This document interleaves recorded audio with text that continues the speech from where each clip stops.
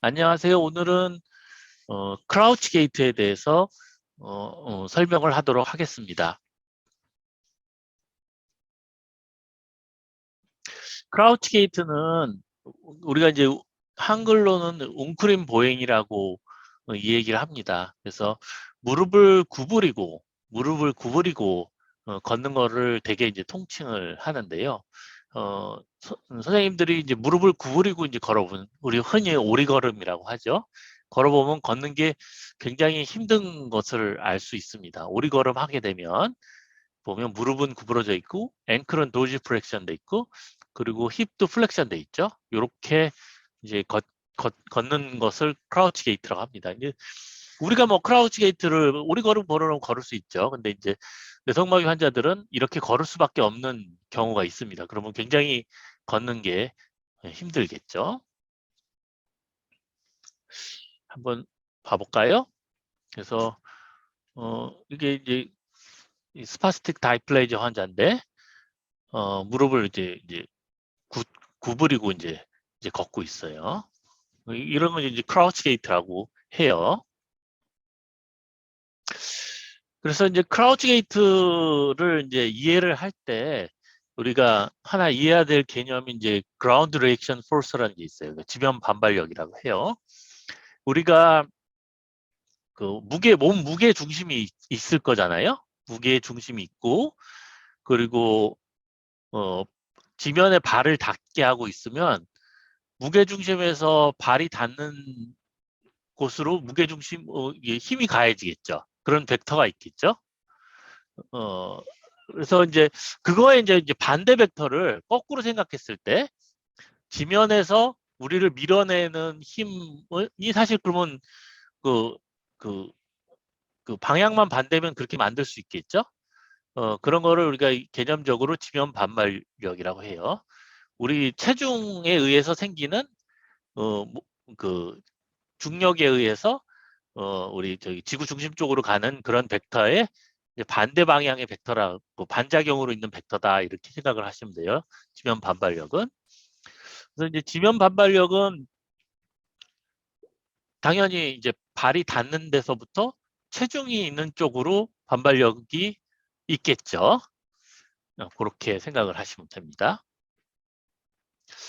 그래서 여기서 보시면 발이 이렇게 다 있다고 쳐봐요. 그리고 가운데 이제 무게 중심이 있다고 치면 발이 닿은 데 면에서부터의 중간점 정도에서부터 체중이 이게 무게 중심 있는 쪽을 향해서 벡터가 이렇게 향하고 있겠죠? 그러면 우리가 조인트 세 개를 생각해 봅시다. 앵클 조인트가 있고 니 조인트가 있고 힙 조인트가 있다고 생각해요. 사지탈 플레인에서. 그러면 지면 반발력이 만약에 반발력 이 벡터와 여기 조인트가 플렉션하고 익스텐션하는 센터가 있을 거 아니에요? 여기 앵클이라고 쳐봐요. 앵클에 여기 무릎 발목이 플란타 플렉션도 할 수 있고 도즈 플렉션도 할 수 있죠. 근데 이렇게 요 지면 반발력이 앵클 조인트 센터의 앞쪽을 지난다면 가만히 놔두면 어떻게 되겠어요? 앵클이 도지 플렉션 되겠죠. 이해가 돼요? 그렇게 했죠? 앵클이 도지 플렉션 안 되려면 뒤에서 트라이셉 수레가 힘을 컨트랙션을 하고 있어야 되겠죠? 이해가 되죠? 니 조인트 센터가 있다고 쳐봐요. 니 조인트 센터에 우리는 약간 앞쪽으로 지면 반발력이 지나가요. 그래서 그러면 가만히 있으면 니 조인트가 어떻게 하려는 경향을 보이겠어요? 익스텐전이 되려고 하겠죠. 이해가 돼야 돼요, 여기서. 그런데 니 조인트라는 거는 풀 익스텐전이 0도잖아요. 가만히 놔둬도 어, 더 익스텐전이 되진 않겠죠. 딱 걸려가지고. 그러니까 계속 서 있겠죠. 계속 익스텐전이 된 상태로 유지가 되겠죠. 가만히 서 있어도. 만약에 요게 뒤로 간다고 하면 니 조인트 센터보다 이 지면 반발력이 뒤에 있다고 치면 자꾸 플렉션이 되려고 하겠죠. 그러면 쿼드에 힘을 줘서 익스텐전을 시켜야 되겠죠. 이거 되게 중요해요. 그래서 우리가 오리걸음을 하게 되면 쿼드가 굉장히 힘들어요. 근데 그냥 정상적인 걸음을 하게 되면 쿼드에 힘은 하나도 안 들어가는데 걸을 수 있습니다. 요걸 이해를 해야 돼요. 힙 조인트도 마찬가지예요. 힙 조인트도 익스텐전이 많이 되지 않죠. 힙 조인트 플렉션이 주로 되는 거잖아요. 근데 힙 조인트 센터보다 그라운드 레이션 플러스 뒤로 지나가면 그건 가만히 놔두면 익스텐전이 되려고 할 거 아니에요? 그럼 더 이상 걸리니까 더 넘어가지 않겠죠. 마찬가지로 이게 만약 앞에 있다고 하면 우리가 익스텐전 하는 힘이 필요할 겁니다. 자꾸 플렉션이 되려고 하니까. 그러니까 글루테우스 맥시무스가 굉장히 힘을 발휘해 줘야 되겠죠. 그래서 보게 되면 우리가 정상적으로 전형적인 보행을 하게 되면 크라우치 게이트를 하지 않고 그냥 보행을 하게 되면 쿼드의 힘도 필요 없고 힙의 익스텐서의 힘도 거의 필요 없어요. 서 있을 때. 근데 앵클 플란타 플렉션만 제대로 해주면 되겠죠. 그러니까 이쪽 앵클 플란타 플렉션만 제대로 해주면 우리가 걸을 때 미드 스탠스 때 특히 이제 한 발로 서 있을 때 큰 문제 없이 수구 앞으로 갈 수가 있어요. 이게 상당히 중요한 개념이에요.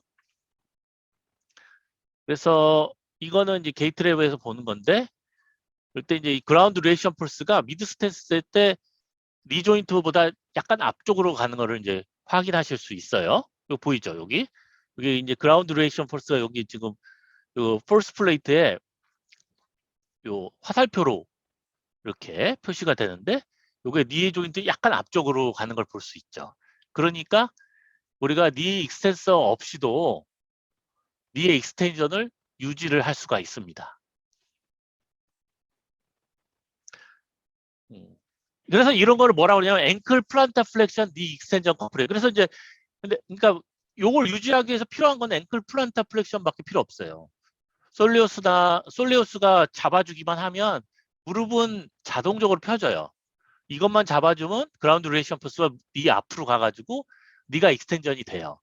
그거는 쿼드 힘을 안 써도 된다는 거예요. 그러니까 네의 플란타 플렉션만 제대로 잡아주면 앵클의 플란타 플렉션만 제대로 잡아주면 네의 익스텐전이 자동으로 된다 해서 네 앵클 플란타 플렉션 네 익스텐전 커플이라고 해요. 그래서 정상 보행은 미드 스탠스 때 그라운드 리액션 폴스가 슬관절의 로테이션 센터 전방에 위치하기 때문에 큰 문제 없이 걸을 수 있는데 크라우치 게이트는 무릎이 구부러져 여러 가지 원인으로 무릎이 부러져 있으면 그라운드 리액션 폴스가 무릎 센터 니 센터 뒤쪽에 가해지게 되는 거를 이제 크라우치 게이트라고 해요. 그렇게 되면 많이 쿼드도 힘이 필요하고 힙 익스텐서도 힘이 필요하겠죠. 그러니까 좀 더 인이피션트하게 걷게 되고 힘이 들게 걷게 됩니다. 가장 그렇게 되는 가장 원인은 쉽게 생각해서 앵클 플란타 플렉서가 약하면 그렇게 되겠죠. 방금 얘기했던 거 반대로. 또는 네가 아예 안 펴져. 네의 플렉션 컨트랙처가 있어서 안 펴져서 그냥 그라운드 레이션 폴스가 뒤로 갈 수밖에 없으면 그런 현상이 이제 생기게 됩니다. 그래서 이거는 크라우치 게이트 환자예요. 무릎이 구부러져 있어서 계속 그라운드 레이션 폴스가 무릎 뒤쪽으로 가 있어요. 그러면 계속 무릎을 피기 위해서 쿼드의 힘이 추가로 필요하게 되겠죠. 그러니까 좀 더 비효율적 보행을 하게 됩니다. 그래서 우리가 크라우치 게이트라는 거는 일단은 앵클의 플란타 플렉션이 잘 안 되는 상황을 얘기를 해요. 앵클의 플란타 플렉션이 잘 되는 상황은 크라우치 게이트라고 하지는 않아요. 그렇게 이해를 하고 계시면 되고요. 그래서 뭐 여러 가지 원인이 있게 가장 중대한 원인은 니에 플렉션 컨트랙처가 있어서 그라운드 리액션 폴스가 뒤로 가는 거 앞으로 절대 못 가게 메카니컬하게 돼 있는 경우 앵클의 플란타 플렉서가 약해가지고 요게 앵클이 도지 플렉션 돼 있을 수밖에 없는 상황 뭐 추가로 해서 힙의 플렉션 컨트랙처가 있어서 이렇게 될 수도 있어요. 근데 가장 중요한 건 니하고 앵클이다. 그러니까 이런 것들을 우리가 이제 레버암 디스펑션이라고 하는데 왜 그러면 이런 것들이 생기냐? 왜 앵클의 플란타 플렉서가 약해지냐? 앵클의 플란타 플렉션이 약해지는 이유는 앵클 플란타 플렉서가 약해지는 것뿐만 아니라 앵클 플란타 플렉션을 하는 그 레버가 약해가지고 좀 약해져서 그럴 수도 있습니다. 그래서 그 레버암 디스펑션은 약간 어렵긴 하긴 하지만 선생님들이 흥미를 가질 수 있을 수 있어서 설명을 드릴게요. 그래서 여러 가지 레버암. 그러니까 이제 지렛대가 짧으면 우리가 똑같은 힘을 줘도 힘을 제대로 가해줄 수 없잖아요. 그러면 힘이 약해진 거랑 똑같은 얘기겠죠? 그래서 토저날 디포미티라든지 폴크롬이 무르다든지 레버암이 낭창낭창해요. 딱딱하지 않다든지 또는 레버암이 짧아졌다든지 그리고 어떤 상황에 따라 레버암의 길이가 변한다든지 이런 원인에 의해 가지고 앵클 플란타 플렉서가 약해질 수가 있습니다. 그래서 하나 봐보세요. 우리가 이제 평발 흔히 얘기해요. 평발 볼 때 우리가 발을 걸을 때 풋 프로그레션 하는 거예요. 이렇게 똑바로 걸을 때 발의 방향이 이렇게 돼 있을 경우하고 이렇게 돼 있을 경우 익스터널 로테이션이 이렇게 돼 있다고 쳐봐요. 그러면 이 레버암이 워낙은 발이 이쪽에서 닿아가지고 힘을 줘야 될 거 아니에요? 근데 여기서 주겠죠. 그러면 진행 방향으로 치면 상당히 레버암이 이렇게 짧아졌겠죠. 그러니까 똑같은 힘을 줘도 힘이 약하겠죠. 그러니까 이런 것들이 앵클 플란타 플렉서가 약해진다는 얘기예요. 레버암 때문에. 그래서 평발이 있으면 이렇게 발이 이렇게 바깥으로 틀어져요. 그러면 레버암이 약해지고 또한 앵클 플란타 플렉서가 하면 앵클이라는 게 플란타 플렉션 얘는 돼 있어요. 잘 돼 있는데 우리 미드풋에서 도주 플렉션이 되면 제대로 힘이 안 가겠죠. 발끝으로. 여기 미드풋에서 여기가 도주 플렉션이 돼 있잖아요. 탈로 나비큘레죠. 이것도 이제 평발이거든요. 그래서 요렇게 이거는 이제 플렉서블 레버라고 해요. 이렇게 해서 레버암이 플렉서블 해가지고 잘 앵클이 플란타 플렉션 됐지만 발끝으로 그 힘이 가해지지 않는 거예요. 그 밑에서 도주 플렉션이 돼버려가지고 그렇게 해서 플란타 플렉션이 약해지는 경우도 있어요. 이걸 이제 플렉서블 레버라고 하죠. 그래서 크라우치 게이트는 플란트 플렉션 니 익스텐션 커플이 잘 안 되는 거예요. 그렇기 때문에 크라우치 게이트가 생기고 특히 뇌성마비 환자들에서 GMF 레벨 2, 3 환자들에서 많이 나타나죠. 그러니까 그 비디오를 아까 전 교육을 보셨으면 아시겠지만 GMS 레벨 1, 2, 3, 4, 5가 있는데 4, 5는 못 걷는 애들이니까 얘기할 필요가 없을 거고 1은 워낙 잘 걷는 애들이고 3 같은 경우 크라우치 게이트가 많겠죠. 이제 앵클에 뭔가 레버암의 문제도 많이 생기고 앵클 플란타 플렉서도 약하고 그럴 테니까. 그리고 치료 원칙은 뭐 치료는 뭐 아예 뭐 학생 선생님들이 이런 것까지 알 건 없겠지만 그래도 뭐 지렛대병을 교정하고 짧아진 근육을 늘려준 근육을 뭐 짧게 해주고 그리고 무릎에 플렉션 컨트랙처가 있으면 뼈 수술을 해가지고 플렉션 컨트랙처를 없애주고 뭐 이런 식으로 됩니다. 그래서 수술은 뭐 이렇게 해서 이렇게 구부러진 거를 뭐 이거 힙을 펴주고 니를 펴주고 앵클을 도지플렉션 플란트 플렉션 할 수 있도록 해주고 그래서 힙의 플렉션 컨트랙처를 일으키는 일교 소아스를 렉스닝을 한다든지 어, 리플렉션을 컨트랙처가 있는 거에 대해서 햄스트링 뒤쪽에 있는 햄스트링을 늘린다든지 수프라콘딜라 오스테오토미를 한다든지 파탈라 어드밴스먼트를 한다든지 또는 앵클 쪽에 이제 발의 레버를 확실하게 하게 해주기 위해서 평발 수술을 해주고 앵클 플라피스타 플렉서가 너무 약하면 그걸 보강하기 위해서 AF4를 찰 수가 있겠죠. 그래서 이렇게 펴준다. 그래서 힙 플렉션 컨트랙처는 토마스 테스트가 시험에 많이 나오죠. 그래서 토마스 테스트 정도는 알고 계셔야 돼요. 그래서 토마스 테스트가 왜 힙의 플렉션 컨트랙처를 보여주고 있는지 요거는 알고 계셔야 돼요. 내가 그래도 다시 한번 설명을 해줄게요. 힙의 플렉션 컨트랙처는 우리가 그, 그 기준을 정해야 될 거 아니에요? 기준을 정해야 될 건데 힙 조인트의 기준은 우리 어쩔 수 없이 이제 사이 쪽은 사이의 이 통과하는 점. 다리통의 그 롱지튜디널 엑시스로 보면 되잖아요. 근데 펠비스하고 힙의 피머의 관계인데 펠비스를 우리가 롱지튜디널 엑시스를 잡기가 쉽지 않죠. 여기. 그렇겠죠? 그 각도라는 게 두 개의 엑시스의 각도여야 될 거 아니야. 각도라는 게. 근데 디스탈 쪽에 피머는 엑시스를 나름대로 겉으로 봐서 잡을 수 있는데 프락시말 쪽의 트렁크 쪽은 이게 펠비스는 트렁크를 기준으로 할 수밖에 없겠죠. 근데 사실 트렁크에서 펠비스가 사실 조금 안테리어 틸트가 돼 있을 수도 있고 포스테리어 틸트가 돼 있을 수도 있을 거 아니에요?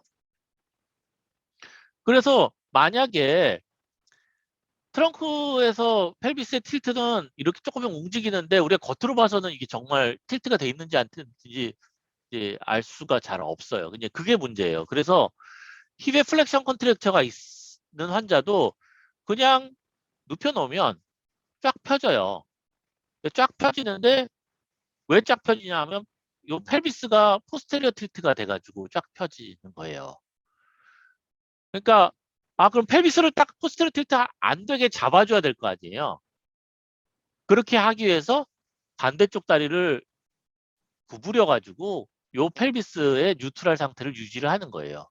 그러면 포스테리어 틸트가 안 될 테니까 힙이 그만큼 만약 뜬다고 하면 피머가 이만큼 엑시스가 이 정도 각도로 지평면에 비해서 뜬다고 하면 이 각도를 우리가 플렉션 컨트랙처라고 하는 거예요. 플렉션이 그만큼 되어 있다는 컨트랙처가 있다는 것을 뜻해요. 요거 잘 이해해야 돼요. 이거 그냥 알 것 같지만 실제로 설명하려면 본인이 잘 설명 못할 수가 있어요.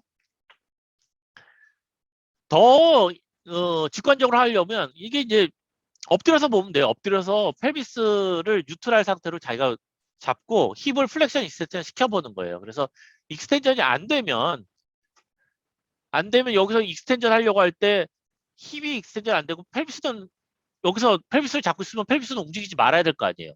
근데 플렉션 컨트랙처가 있으면 어느 정도 플렉션에서 익스텐션 하려고 할 때 펠비스가 움직이겠죠. 그 포인트를 잡고 요게 플렉션 컨트랙처가 있다. 그렇게 몇 도다. 이렇게 얘기를 할 수가 있겠죠. 이럴 때는 우리가 소아스가 문제가 많이 돼요. 소아스는 오리진이 럼버하고 레서 트로칸터에 붙으니까 이게 투 조인트 머슬이죠. 이게 요게 짧으면 쉽게 생각해서 이게 익스텐전을 시키면 요게 당겨 와가지고 럼버 로도시스가 증가되는 거예요. 요것도 잘 이해를 해야 돼요. 그래서 그 다음에 요거를 그 상태에서 요거를 풀어주면 럼버하고 상관없이 힙의 플렉션이 익스텐전이 잘 될 수 있게 되겠죠. 요것도 이해를 하셔야 됩니다. 햄스트링 컨트랙처도 우리가 이제 피지컬 이그제미네이션으로 많이 해요. 햄스트링 같은 경우는 이스키얼 튜버러스트에서 오리진을 하잖아요. 이스키얼 튜버러스트에서 햄스트링 오리진 해가지고 디스탈 티비아 쪽에 붙어요. 그러니까 우리가 햄스트링이 짧았다는 거는 우리가 그냥 힙을 익스텐전 된 상태에서는 잘 알 수가 없어요. 왜 그러냐면 이게 힙을 여기서 익스텐전 시키면 햄스트링이 널널해질 거 아니에요. 그래서 햄스트링이 짧은 걸 알려고 하면 힙을 플렉션한 상태에서 무릎을 펴봐야 돼요. 지금 선생님들이 앉아서 무릎을 펴려고 하면 쫙 안 펴질 거예요, 무릎이. 그런데 일어서서 피면 무릎이 쫙 펴지죠. 그 무슨 소리냐면 햄스트링의 그, 그 오리진이 앉아있을 때는 더 뒤로 가니까 더 타이트하게 당겨지면서 그러는 거예요. 그래서 쉽게 말해서 앉은 상태, 힙을 플렉션한 상태에서 무릎을 펴봐야지 이 사람의 햄스트링이 어느 정도 짧다는 거를 알 수가 있겠죠. 그래서 선생님들이 지금 앉은 상태에서 무릎을 펴보면 한 2, 30도까지는 다 펴질 거예요. 뇌성마비 환자들은 뭐 7, 80도까지밖에 안 펴지겠죠. 그러면 햄스트링이 짧으니까 햄스트링을 늘려준다. 이렇게 할 수가 있습니다. 햄스트링 늘려주는 방법도 있고요. 저희가 뭐 이렇게 수술적으로 하고 햄스트링 늘려줬는데도 무릎에 플렉션 컨트랙처가 남아있으면 뼈 수술로 늘려줍니다. 디스탈 피머에서. 그리고 파텔라가 위에 올라가 있으면 이렇게 파텔라 올타라고 하죠. 그러면 파텔라를 정 위치로 갖다 주는데 왜 그렇게 해야 되냐. 이게 그 크라우치 게이트를 오래 하다 보면 파텔라 텐던이 이제 길어지게 돼요. 그러니까 그렇다면 뭐냐면 머슬의 길이가 좀 길어졌다는 거잖아요. 그러면 실제로 머슬이 힘을 잘 못 받아요. 좀 길어지면. 너무 짧거나 길어지면 머슬이 옵티멀한 스트렝스를 힘을 못 받아요. 잘 이해가 안 될 수 있는데 우리가 아령을 든다고 생각을 해봐요. 팔을 쭉 펴고 아령을 드는 거하고 팔을 한 30도 정도 구부리고 아령을 들었을 때 어떨 때 아령을 더 잘 들 수 있어요? 조금 구부렸을 때 더 힘을 잘 받을 수 있죠. 그거는 왜 그러냐면 우리가 그 머슬 파이버가 이렇게 좀 겹쳐져 있을 때 당연히 힘을 잘 받을 거 아니에요. 그렇죠? 이게 쫙 너무 겹쳐지지 않거나 다 겹쳐져 있는 경우는 우리가 머슬 파이버가 힘을 잘 발휘할 수 없겠죠. 그냥 생리적으로 그렇잖아요. 그렇기 때문에 옵티멀한 랭스에 있어야 돼요. 그러니까 너무 랭스가 길어져 있는 경우는 힘을 좀 더 못 받을 거다 이렇게 생각을 할 수 있고 그게 첫 번째고 그러니까 요걸 좀 짧게 해줘야 되겠죠. 또 하나는 여기서도 레버가 들어가요. 이게 파텔라라는 거가 여기에 쿼드가 힘을 니 익스텐서로 힘을 받으려고 하면 요 파텔라를 당기잖아요. 파텔라에 붙잖아요. 그리고 파텔라 텐던이 여기 있고요. 그러면 니의 센터는 여기잖아요. 그러면 파텔라 쿼드리셉스가 힘을 작용하는 위치가 니의 센터보다 멀면 멀을수록 더 힘을 잘 발휘하겠죠. 레버라는 거는 길어야지 힘을 잘 발휘하잖아요. 근데 그거에서 더 길게 만들어주는 게 슬개골이에요. 이렇게 하면 슬개골하면 이 정도 길인데 레버가. 근데 슬개골이 위에 이렇게 아티큘레이션을 안 이룬다고 치면 레버가 확 짧아지겠죠. 이 길이만큼. 그렇기 때문에 니 익스텐션 할 때 힘을 쿼드가 똑같은 힘을 주더라도 니 익스텐션 하는 힘이 더 약해질 거예요. 두 가지예요. 옵티멀한 랭스를 이루지 못하고 그리고 레버가 짧아지기 때문에 파텔라 올타가 있으면 니 익스텐션 힘이 약해진다.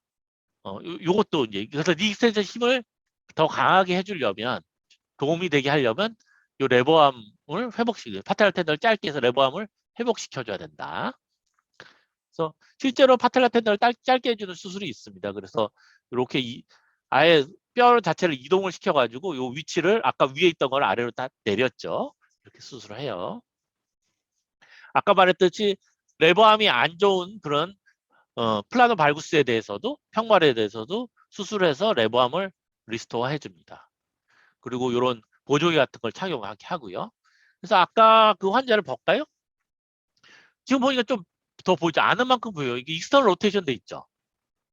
이 평발이 심해서 발을 바깥쪽으로 향하고 있죠. 무릎이 구부러져 있고 잘 안 펴져요. 그래서 이런 문제들을 아까 말한 문제들을 다 수술적으로 이제 해결을 하면 좀 더 걷는 게 좀 좋아질 거라고 우리가 판단을 하는 거죠.